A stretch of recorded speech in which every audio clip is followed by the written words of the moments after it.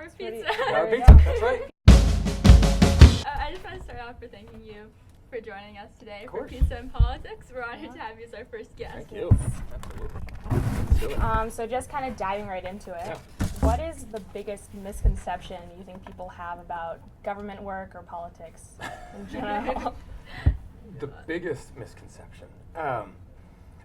So I think there's a lot of misconceptions. One, politicians are people too. We've got families, we've got feelings. Yeah. The vast majority of people there, even the folks that I disagree with, are actually pretty decent people. Right. Democracy is about debate, it's about disagreement. It shouldn't be this hard to get stuff done, and obviously the tone and tenor of the debate shouldn't be as ugly as it is. But there's supposed to be disagreement because it's a big, broad, diverse country, and there's different challenges that different parts of the country have and different priorities that people have, and that's what democracy is all about. And so I think actually understanding a bit as to why we have the process and the response to the process that we do, that level of discourse and debate. Two, that the vast majority, half of my time, half of my staff, half of our resources are actually based back on our district. It's actually the biggest part and most important part of the job, one could argue, is constituent services. I will go into audiences all the time and ask if anybody ever heard of this bill called Obamacare, and everybody laughs. And then I ask, name me one person that wrote the bill. No one has a clue. But if your mom or grandma struggles with getting access to health care for Medicare, or a sibling needed veterans benefits, or you have a problem with the IRS, those are the essential issues that we work on every single day. Half of my time is here, half of my staff is here, half of our resources are spent here. It is at its core about making sure that people get access to the services that they need. And that's, I think, part of the job that people don't focus on, but is actually a critically important piece. So just kind of like, we had this question later on, but since you brought it up, how do you maintain those connections with your constituents, even though you might be like down in DC most of the time? So a couple ways. One, a busy schedule. And so, people focus on the time in Washington, D.C. So it's normally 3 nights a week, 3 weeks a month, and the rest of the time is here. But it means being a member of Congress, being a member of the House of Representatives, it's not a 9 to 5, 5-day-a-week job. We have to work most weekends, if not many weekends, if not most. You have to do events out in a community to show that you are there, that you're aware of what's going on, that you're in touch with the community, and that if people be accessible and open to make sure that people if they've got questions and concerns, they can reach you. I do a series of office hours, so individual meetings in all of the communities that we represent. So instead of saying, hey, you have to come up and meet me where our office is, yes, you of course can do that, but I will go over the course of my 2 years and hold open office hours in all the communities we represent. And whoever wants to come in and talk can come on and talk about whatever it is they want to talk about. We'll do some town halls too that are bigger and more for major public interaction, but these are for whoever wants to come. If you have got a question about my stance on impeachment or healthcare, great. But if you've actually got a personal question about where can I access resources to provide A, B, or C, then that's what part of it's there too. My staff is there and they can help facilitate those answers. And so making sure that you are out, accessible, available, I think is critically important. And that's a big part of the job. I remember we actually met you on one of those office hour meetings. Did you really? Yeah, you came to the Tour 34 in Wellesley. Wellesley. Yeah. Oh, great. Thanks. I think that's a great idea. Yeah. I love that about it. And have any of these meetings with constituents informed any of your actions in government? Oh, yeah, a ton of them. Yeah. Absolutely. So, one, really helpful just to understand what policies are on people's minds. Two, it is how we get a lot of the casework that we do get, not all of it, obviously, but a number of the folks that come in will ask for help on a wide variety of different issues, and that's a critical way we do it. Three, they'll have ideas, right? And ideas about, sometimes actually particularly with younger folks, sometimes students, it's through initiatives like office hours. We used to have a youth cabinet as well that high school students would flag issues that they were confronting. Everything from, and indicative now of some of the challenges we're facing, but several years ago, before most schools had policies about e-cigarettes, they had tobacco policies, but they didn't have policies about vaping and e-cigarettes. And so what that meant, how young students, how high school students were dealing with it and how schools were dealing with it. And so a lot of times it is through those interactions that you actually get keyed into key issues. And growing up in such a politically active family, I'd imagine as a high school student you'd have a lot of experience with government sort of already. And did you always know, like in high school, that you wanted to be a politician? No, I didn't. Look, I grew up around it. I was interested in it, but it's certainly not something I thought I would do initially when I got into this in my early 30s. I believe that government can do a profound amount of good to help people, and I think that's the role and responsibility of the office. But again, it wasn't something that I necessarily thought I'd be doing. I was exposed to it given that my dad held office, and so it wasn't as foreign to me as it would be for most people, but it wasn't necessarily something I thought I'd be doing at that point. So, like, just jumping off of that, what do you wish people knew that, like, you knew growing up about politics, government, that other high schoolers might not have known at the... So I think a couple of things. One, it is a job, it is a field, it is open to anybody. And I don't think people should feel intimidated by the job title or the position or to the extent that there's an aura around it. These jobs are filled by somebody. They're filled by somebody that, a man or woman that puts themselves forward and says, hey, I've got some ideas, I want to run.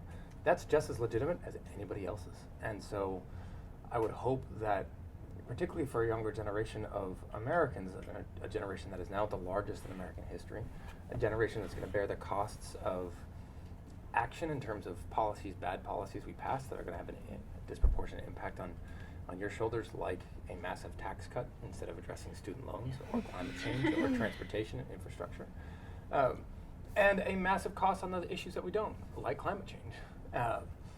And your voices are just as legitimate as mine or anybody else's. If you believe in a government that says, hey, the promise behind our country is that everybody counts, yours counts as much as mine. You just got to get out there and use it. And speaking to that, how are you working to make government more accessible to people who it hasn't historically been so accessible to? So a lot of ways, and that's not to say we shouldn't be doing more or can't be doing more, but I think one is the recognition that clearly government isn't doing enough as is. It is why we are doing those office hours and do those office hours, and not just say, hey, we're open to you, but you've got to come find your way into our offices in Newton and Attleboro. It's to say, hey, yes, come on in whenever you can to Newton or Attleboro. But we're also going to make the effort to go out to where you are, to meet you where you are, to try to make sure that if you can get access to your local public library or police station or fire station or some sort of public building, that we'll find a way to get you there, meet you where you are as well.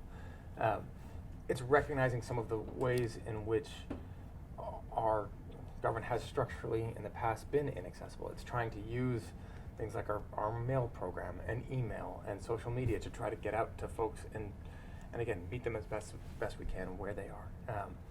And it means for me trying to be as accessible as we possibly can, and then holding events where we can and getting as active a schedule as we possibly can around my district and now on a campaign around the state, and showing up in places where an awful lot of folks sometimes haven't.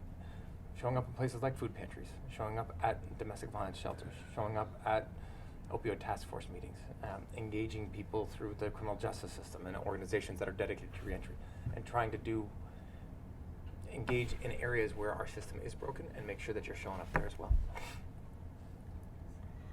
So I think we asked some of our peers to submit some questions. So let's see. How important to you is rectifying climate change, and what are your plans to make the state more green? From Jack. So, critically important. Look, there are a few issues out there that are truly multi-generational and existential for the health of our planet. Right? Climate change is it. And we've got a limited window to make the impact that we need to make in order to preserve a planet for your generation, and I've got a 1-year-old and a 3-year-old to preserve it for theirs too.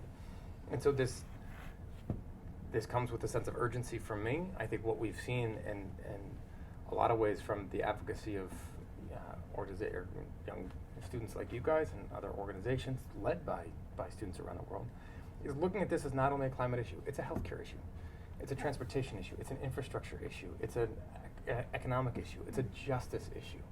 But understanding the intersectionality of the climate crisis and the economic mobilization, the major shift in structures and economic resources that is going to be necessary in order to tackle it. And so I think the framing of the Green New Deal is exactly right, and the policies that are going to need to be enacted, putting communities that have borne the disproportionate impact of an unhealthy planet, putting them first, addressing those needs, and leveraging those resources in order to make the change that we need is how I look at it, and I think the way to look at climate justice to begin with. And I think that's the way we should start.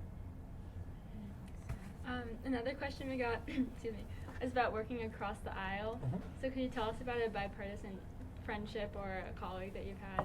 Your Oh yeah, experience with that? look, I've since I've been in office, I've needed to always. I've passed about, I think, 13 different bills where I was the lead Democrat. Mhm.